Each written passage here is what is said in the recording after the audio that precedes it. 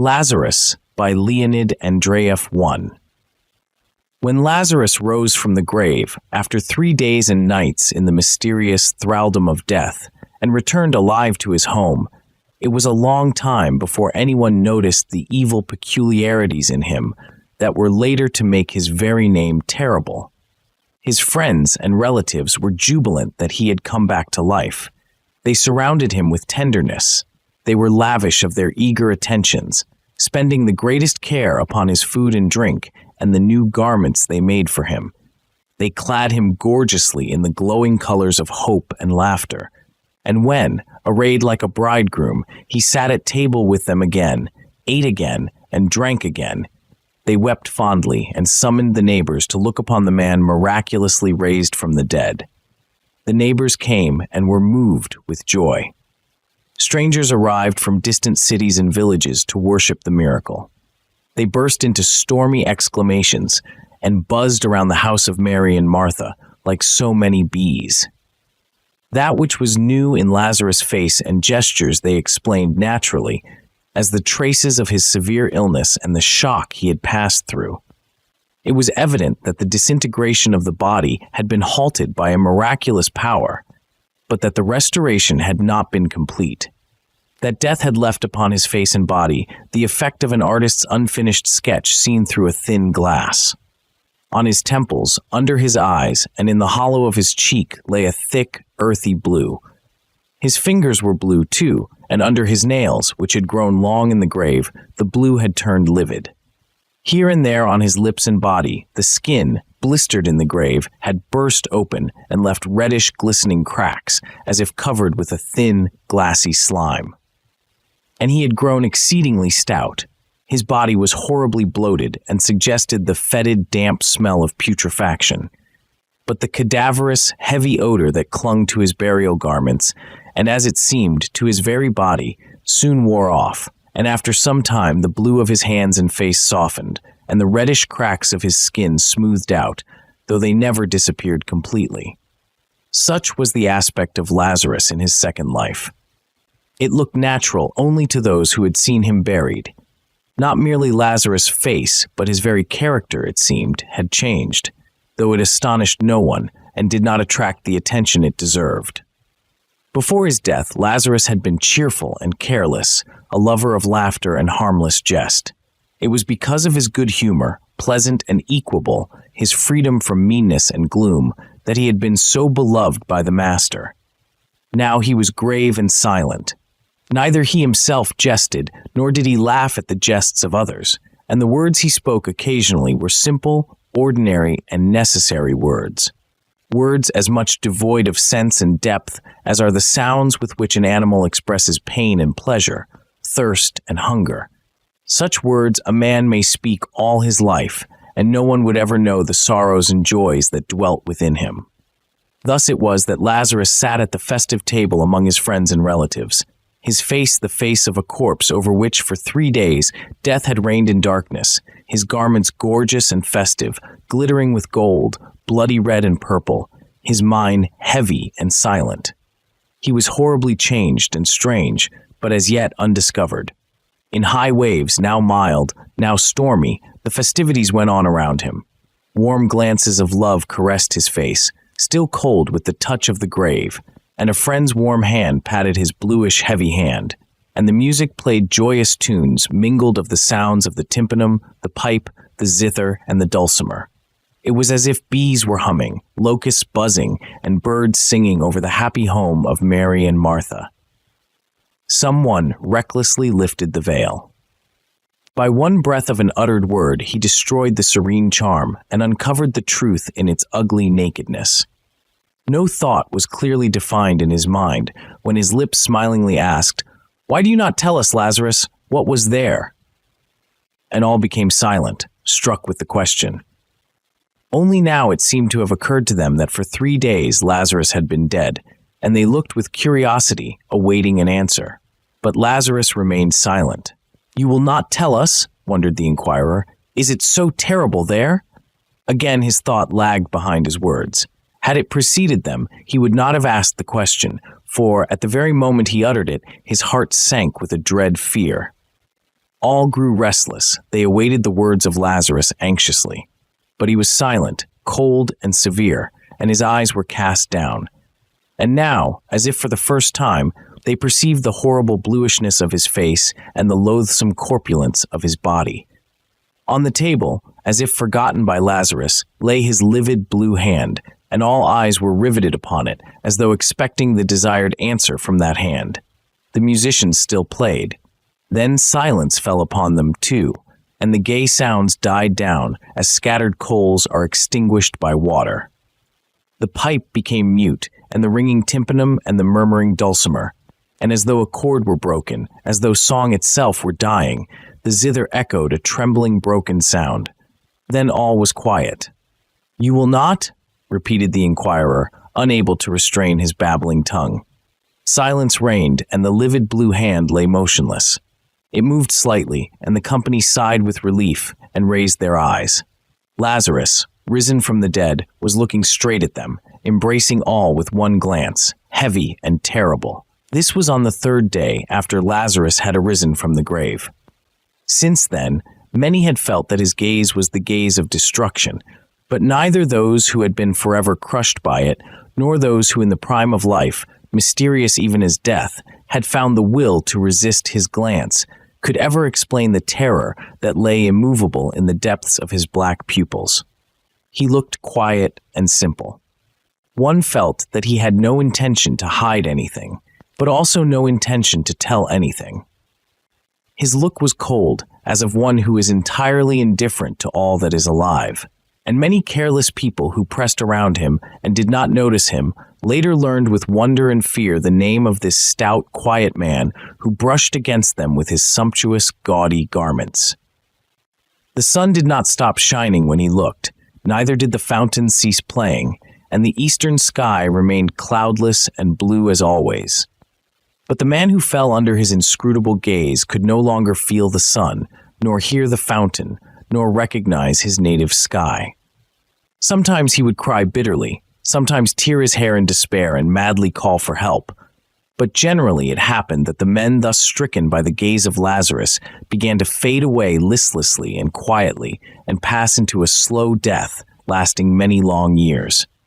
They died in the presence of everybody, colorless, haggard, and gloomy, like trees withering on rocky ground. Those who screamed in madness sometimes came back to life, but the others never. "So you will not tell us, Lazarus, what you saw there?" the inquirer repeated for the third time. But now his voice was dull, and a dead, gray weariness looked stupidly from out his eyes. The faces of all present were also covered by the same dead gray weariness like a mist.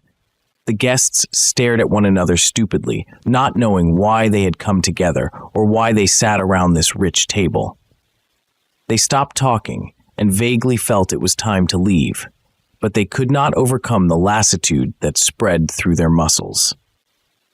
So they continued to sit there, each one isolated, like little dim lights scattered in the darkness of night. The musicians were paid to play, and they again took up the instruments, and again played gay or mournful airs. But it was music made to order, always the same tunes, and the guests listened wonderingly. Why was this music necessary, they thought? Why was it necessary, and what good did it do for people to pull at strings and blow their cheeks into thin pipes and produce varied and strange-sounding noises? "How badly they play," said someone. The musicians were insulted and left. Then the guests departed one by one, for it was nearing night. And when the quiet darkness enveloped them and it became easier to breathe, the image of Lazarus suddenly arose before each one in stern splendor. There he stood, with the blue face of a corpse and the raiment of a bridegroom, sumptuous and resplendent. In his eyes, that cold stare in the depths of which lurked the horrible. They stood still as if turned into stone. The darkness surrounded them, and in the midst of this darkness flamed up the horrible apparition, the supernatural vision of the one who for 3 days had lain under the measureless power of death. 3 days he had been dead. Thrice had the sun risen and set, and he had lain dead. The children had played, the water had murmured as it streamed over the rocks, the hot dust had clouded the highway, and he had been dead. and now he was among men again, touched them, looked at them, looked at them. And through the black rings of his pupils, as through dark glasses, the unfathomable warm. There gazed upon humanity. 3. No one took care of Lazarus, and no friends or kindred remained with him. Only the great desert, enfolding the holy city, came close to the threshold of his abode. It entered his home and lay down on his couch like a spouse and put out all the fires. No one cared for Lazarus. One after the other went away, even his sisters, Mary and Martha. For a long while Martha did not want to leave him, for she knew not who would nurse him or take care of him, and she cried and prayed. But one night, when the wind was roaming about the desert, and the rustling cypress trees were bending over the roof, she dressed herself quietly, and quietly went away. Lazarus probably heard how the door was slammed. It had not shut properly, and the wind kept knocking it continually against the post. But he did not rise, did not go out, did not try to find out the reason.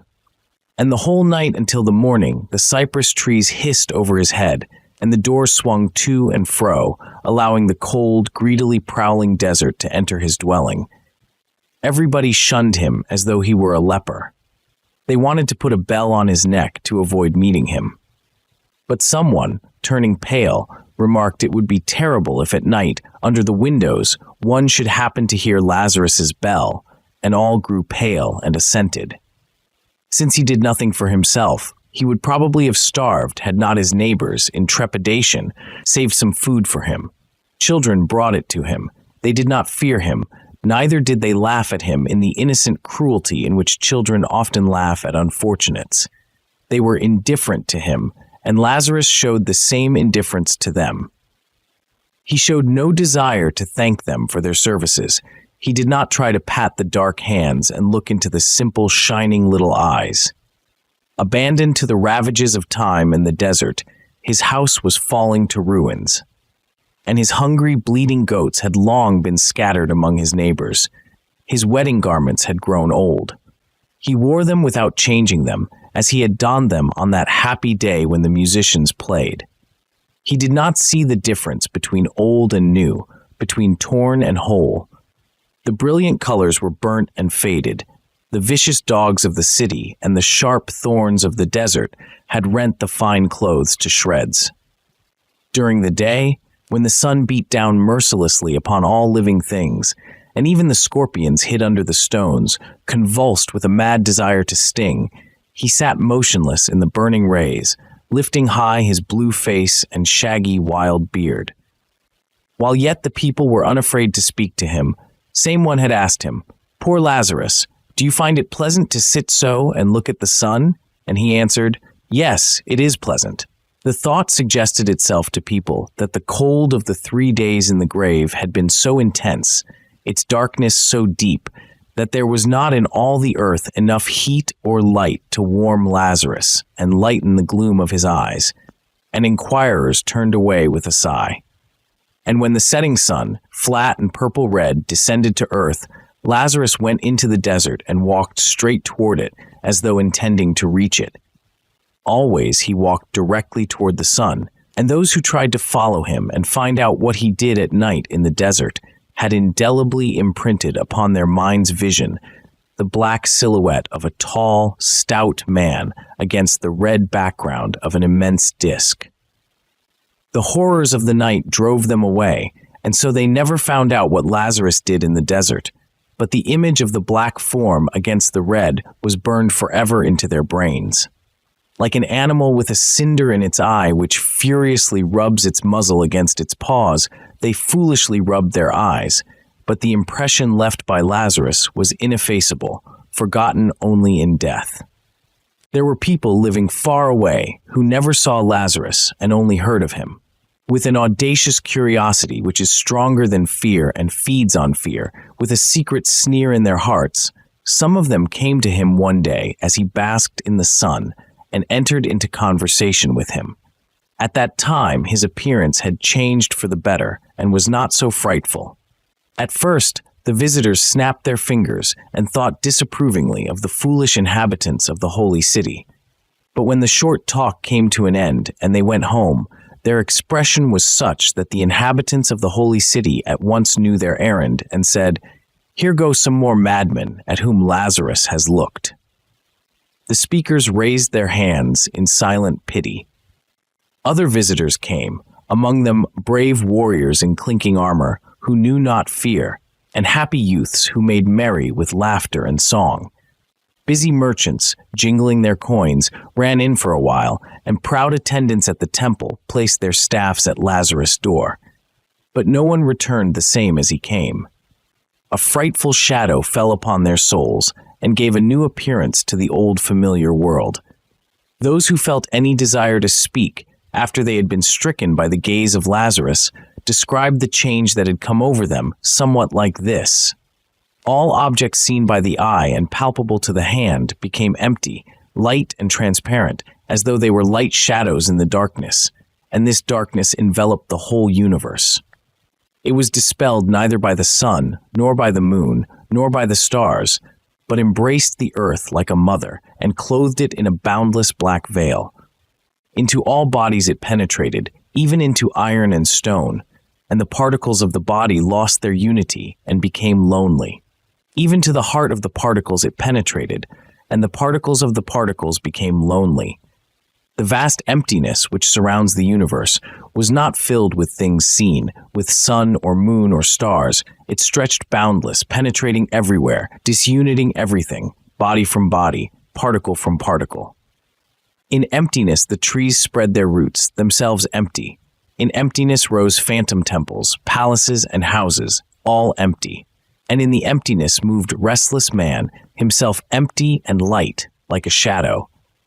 There was no more a sense of time, the beginning of all things and their end merged into one. In the very moment when a building was being erected, and one could hear the builders striking with their hammers, one seemed already to see its ruins, and then emptiness where the ruins were. A man was just born, and funeral candles were already lighted at his head, and then were extinguished, and soon there was emptiness where before had been the man and the candles, and surrounded by darkness and empty waste, man trembled hopelessly before the dread of the infinite. So spoke those who had a desire to speak, but much more could probably have been told by those who did not want to talk, and who died in silence. For, at that time there lived in Rome a celebrated sculptor by the name of Aurelius. Out of clay, marble, and bronze, he created forms of gods and men of such beauty that this beauty was proclaimed immortal. But he himself was not satisfied, and said there was a supreme beauty that he had never succeeded in expressing in marble or bronze. "I have not yet gathered the radiance of the moon," he said.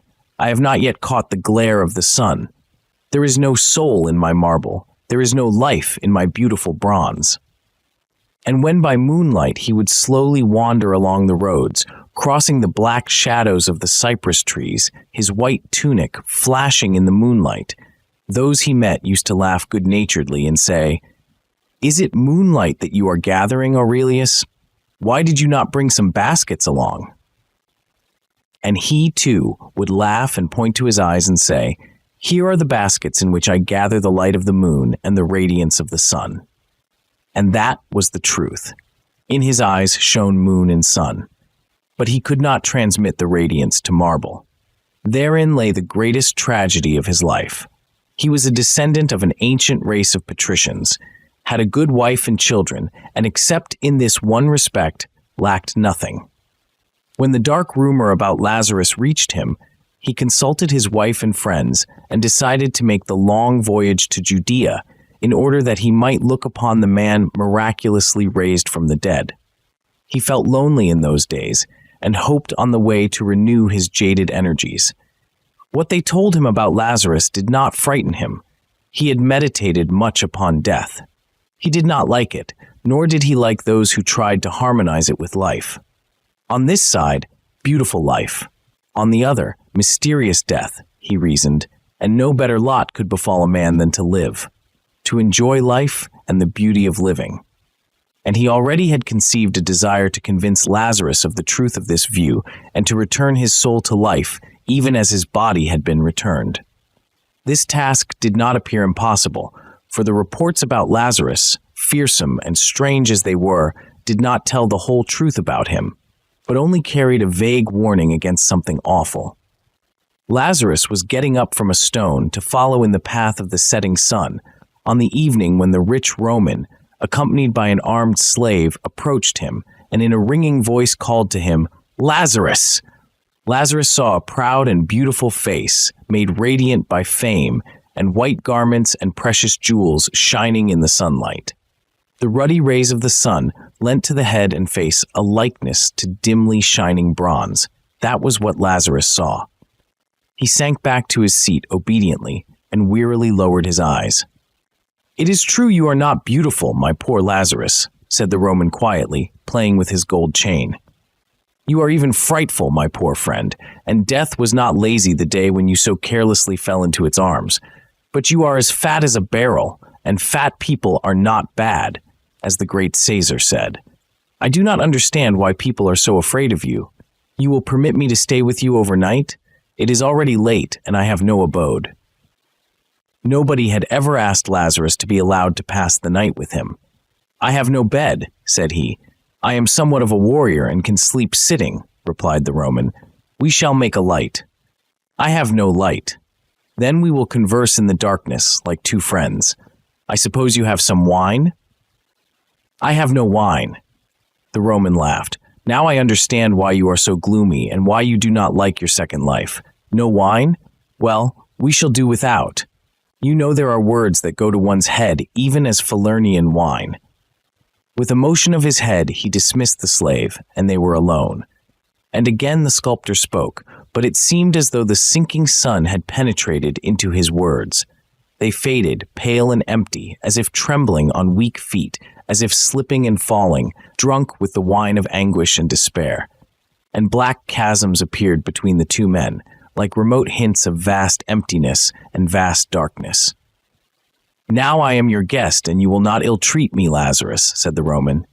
"Hospitality is binding even upon those who have been 3 days dead. 3 days, I am told, you were in the grave. It must have been cold there. And it is from there that you have brought this bad habit of doing without light and wine. I like a light. It gets dark so quickly here. Your eyebrows and forehead have an interesting line, even as the ruins of castles covered with the ashes of an earthquake. But why in such strange, ugly clothes? I have seen the bridegrooms of your country. They wear clothes like that, such ridiculous clothes, such awful garments. Are you a bridegroom?" Already the sun had disappeared. A gigantic black shadow was approaching fast from the west, as if prodigious bare feet were rustling over the sand, and the chill breezes stole up behind. "In the darkness you seem even bigger, Lazarus, as though you had grown stouter in these few minutes. Do you feed on darkness, perchance? And I would like a light. Just a small light. Just a small light. And I am cold. The nights here are so barbarously cold. If it were not so dark, I should say you were looking at me, Lazarus. Yes, it seems you are looking. You are looking. You are looking at me. I feel it. Now you are smiling." The night had come, and a heavy blackness filled the air. How good it will be when the sun rises again tomorrow. You know I am a great sculptor, so my friends call me.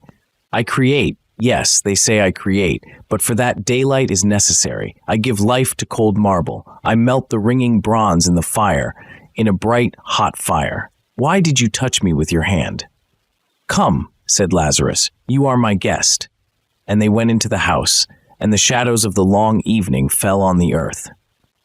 The slave at last grew tired waiting for his master, and when the sun stood high, he came to the house. And he saw, directly under its burning rays, Lazarus and his master sitting close together. They looked straight up and were silent. The slave wept and cried aloud, "Master, what ails you, master?" The same day Aurelius left for Rome. The whole way he was thoughtful and silent, attentively examining everything, the people, the ship, and the sea, as though endeavoring to recall something. On the sea, a great storm overtook them, and all the while Aurelius remained on deck and gazed eagerly at the approaching and falling waves. When he reached home, his family were shocked at the terrible change in his demeanor, but he calmed them with the words, "I have found it."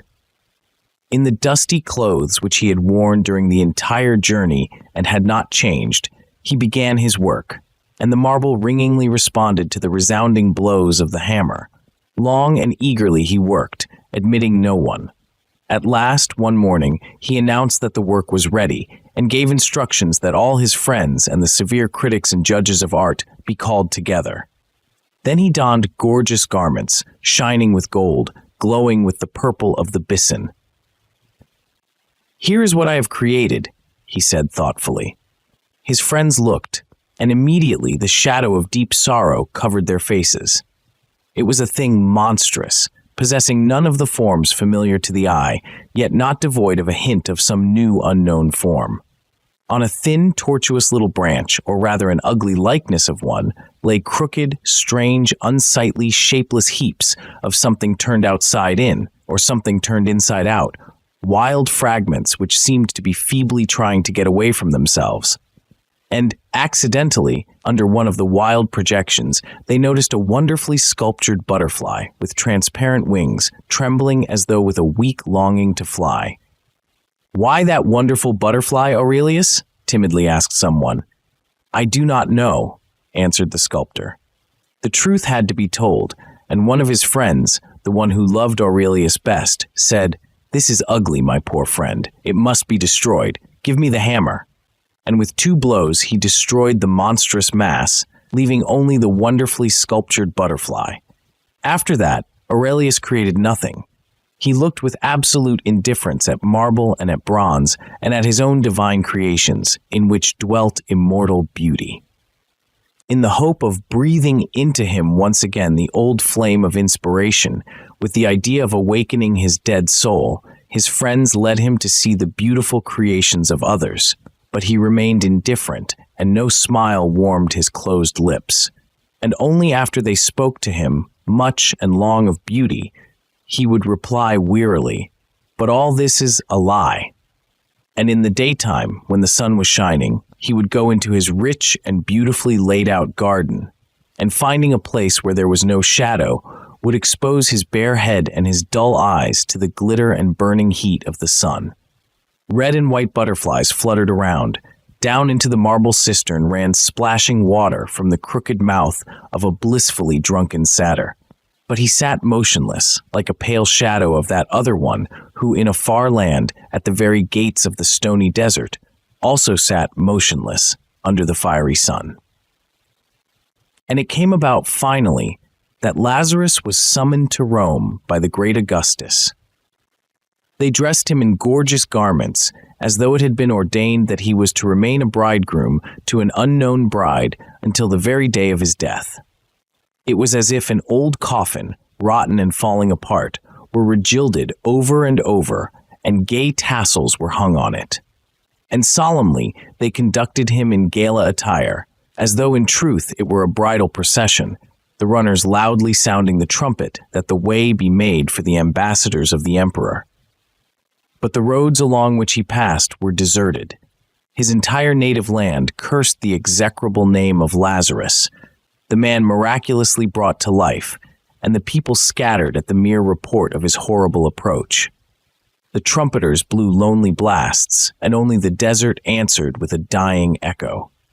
Then they carried him across the sea on the saddest and most gorgeous ship that was ever mirrored in the azure waves of the Mediterranean. There were many people aboard, but the ship was silent and still as a coffin, and the water seemed to moan as it parted before the short curved prow. Lazarus sat lonely, baring his head to the sun and listening in silence to the splashing of the waters. Further away, the seamen and the ambassadors gathered like a crowd of distressed shadows. If a thunderstorm had happened to burst upon them at that time, or the wind had overwhelmed the red sails, the ship would probably have perished, for none of those who were on her had strength or desire enough to fight for life. With supreme effort, some went to the side of the ship and eagerly gazed at the blue, transparent abyss. Perhaps they imagined they saw a naiad flashing a pink shoulder through the waves, or an insanely joyous and drunken centaur galloping by, splashing up the water with his hoofs. But the sea was deserted and mute, and so was the watery abyss. Listlessly, Lazarus set foot on the streets of the eternal city, as though all its riches, all the majesty of its gigantic edifices, all the luster and beauty and music of refined life were simply the echo of the wind in the desert, or the misty images of hot running sand. Chariots whirled by, the crowd of strong, beautiful, haughty men passed on, builders of the eternal city and proud partakers of its life. Songs rang out, fountains laughed, pearly laughter of women filled the air, while the drunkard philosophized and the sober ones smilingly listened. Horseshoes rattled on the pavement. And surrounded on all sides by glad sounds, a fat, heavy man moved through the center of the city like a cold spot of silence, sowing in his path grief, anger, and vague, carking distress. Who dared to be sad in Rome? Indignantly demanded frowning citizens.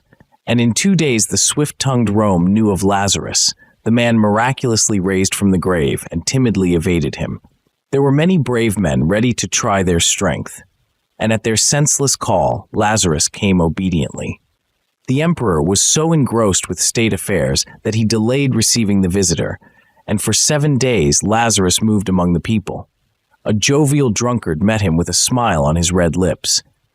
"Drink, Lazarus, drink," he cried. "Would not Augustus laugh to see you drink?" And naked, besotted women laughed, and decked the blue hands of Lazarus with rose leaves. But the drunkard looked into the eyes of Lazarus, and his joy ended forever. Thereafter he was always drunk. He drank no more, but was drunk all the time, shadowed by fearful dreams instead of the joyous reveries that wine gives. Fearful dreams became the food of his broken spirit.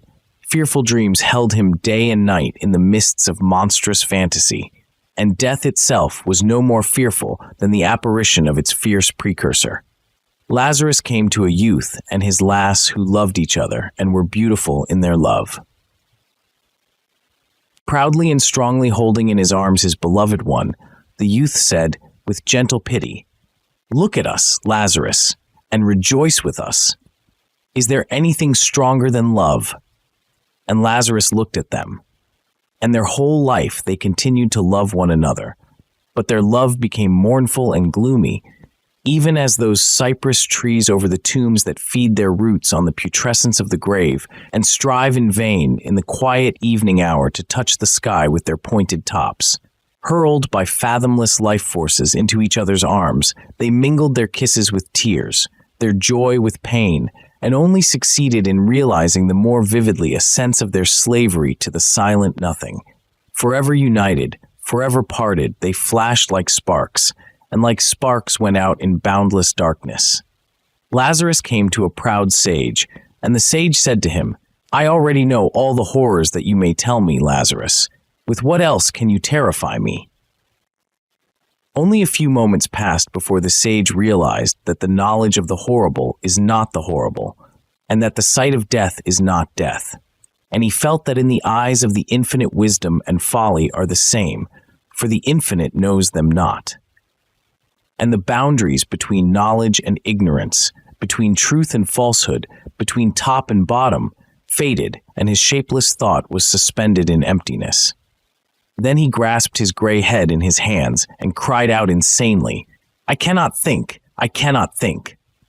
Thus it was that under the cool gaze of Lazarus, the man miraculously raised from the dead, all that serves to affirm life, its sense and its joys, perished. And people began to say it was dangerous to allow him to see the emperor, that it were better to kill him and bury him secretly and swear he had disappeared. Swords were sharpened, and youths devoted to the welfare of the people announced their readiness to become assassins, when Augustus upset the cruel plans by demanding that Lazarus appear before him. Even though Lazarus could not be kept away, it was felt that the heavy impression conveyed by his face might be somewhat softened. With that end in view, expert painters, barbers, and artists were secured who worked the whole night on Lazarus' head. His beard was trimmed and curled. The disagreeable and deadly bluishness of his hands and face was covered up with paint. His hands were whitened, his cheeks rouged. The disgusting wrinkles of suffering that ridged his old face were patched up and painted, and on the smooth surface, wrinkles of good nature and laughter, and of pleasant, good-humored cheeriness, were laid on artistically with fine brushes. Lazarus submitted indifferently to all they did with him, and soon was transformed into a stout, nice-looking old man, for all the world a quiet and good-humored grandfather of numerous grandchildren. He looked as though the smile with which he told funny stories had not left his lips, as though a quiet tenderness still lay hidden in the corner of his eyes. But the wedding dress they did not dare to take off, and they could not change his eyes, the dark, terrible eyes from out of which stared the incomprehensible there. 6. Lazarus was untouched by the magnificence of the imperial apartments. He remained stolidly indifferent, as though he saw no contrast between his ruined house at the edge of the desert and the solid, beautiful palace of stone. Under his feet, the hard marble of the floor took on the semblance of the moving sands of the desert, and to his eyes, the throngs of gaily dressed, haughty men were as unreal as the emptiness of the air. They looked not into his face as he passed by, fearing to come under the awful bane of his eyes, but when the sound of his heavy steps announced that he had passed, heads were lifted, and eyes examined with timid curiosity the figure of the corpulent, tall, slightly stooping old man, as he slowly passed into the heart of the imperial palace. If death itself had appeared, men would not have feared it so much, for hitherto death had been known to the dead only, and life to the living only, and between these two there had been no bridge. But this strange being knew death, and that knowledge of his was felt to be mysterious and cursed. "He will kill our great divine Augustus," men cried with horror, and they hurled curses after him. Slowly and stolidly he passed them by, penetrating ever deeper into the palace. Caesar knew already who Lazarus was, and was prepared to meet him. He was a courageous man. He felt his power was invincible, and in the fateful encounter with the man wonderfully raised from the dead, he refused to lean on other men's weak help. Man to man, face to face, he met Lazarus. "Do not fix your gaze on me, Lazarus," he commanded. "I have heard that your head is like the head of Medusa, and turns into stone all upon whom you look. But I should like to have a close look at you, and to talk to you before I turn into stone." He added in a spirit of playfulness that concealed his real misgivings. Approaching him, he examined closely Lazarus' face and his strange festive clothes. Though his eyes were sharp and keen, he was deceived by the skillful counterfeit. "Well, your appearance is not terrible, venerable sir, but all the worse for men when the terrible takes on such a venerable and pleasant appearance. Now let us talk." Augustus sat down, and as much by glance as by words began the discussion. "Why did you not salute me when you entered?" Lazarus answered indifferently. "I did not know it was necessary." "You are a Christian?" "No." Augustus nodded approvingly. "That is good. I do not like the Christians. They shake the tree of life, forbidding it to bear fruit, and they scatter to the wind its fragrant blossoms. But who are you?" With some effort, Lazarus answered, "I was dead." "I heard about that. But who are you now?" Lazarus' answer came slowly. Finally he said again, listlessly and indistinctly, "I was dead." "Listen to me, stranger," said the emperor sharply, giving expression to what had been in his mind before. "My empire is an empire of the living. My people are a people of the living and not of the dead. You are superfluous here. I do not know who you are. I do not know what you have seen there, but if you lie, I hate your lies, and if you tell the truth, I hate your truth. In my heart, I feel the pulse of life. In my hands, I feel power, and my proud thoughts, like eagles, fly through space. Behind my back, under the protection of my authority, under the shadow of the laws I have created, men live and labor and rejoice. Do you hear this divine harmony of life? Do you hear the war cry that men hurl into the face of the future, challenging it to strife?" Augustus extended his arms reverently and solemnly cried out, "Blessed art thou, great divine life." But Lazarus was silent, and the emperor continued more severely, "You are not wanted here. Pitiful remnant, half devoured of death, you fill men with distress and aversion to life. Like a caterpillar on the fields, you are gnawing away at the full seed of joy, exuding the slime of despair and sorrow. Your truth is like a rusted sword in the hands of a night assassin, and I shall condemn you to death as an assassin. But first, I want to look into your eyes.